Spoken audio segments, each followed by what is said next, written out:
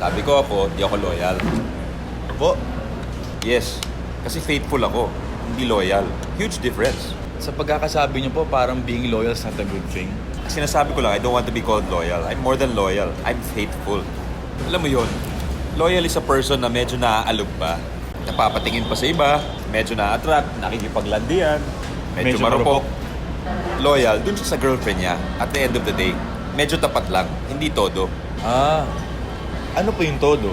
Todo is buo, matibay, hindi marupok. Pokmaru. Pokmaro ba yun? Paano po ba maging faithful? Tsaka gaano na po ba kayo katagal faithful? I'm married for 15 years now. I've been faithful for 15 years. Sa misis lang ako lumilingon, naglalambing. Sa kanya lang ako may interest. Sa misis ko lang ako may interest. Lumilingon, naglalambing. Siya lang ang mahal ko. Sa totoo lang, hindi ko alam paano sagutin yung tanong mo paano.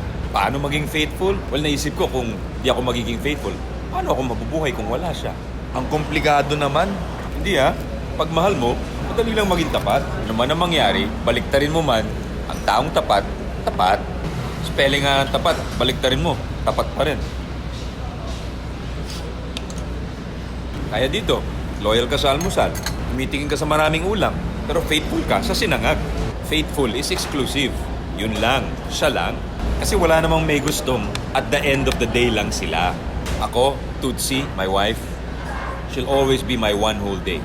Actually, she is the day. Ah, okay, Senator, gets ko na. Both positive ang faithful at saka ang loyal. Pero ang faithful, level up. Loyal is medyo, and faithful is todo. Loyal is based on the past. Loyal ka kasi pinili mo. May nakita ka, kinumit mo sarili mo.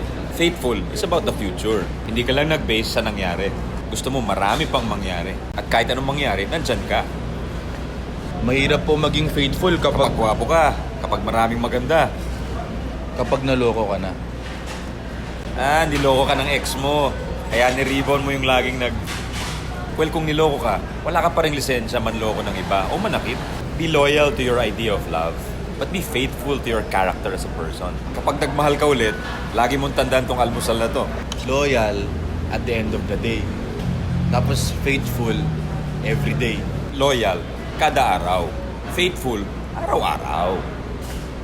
Senator, salamat po sa advice. Sige, salamat din sa libre. Po!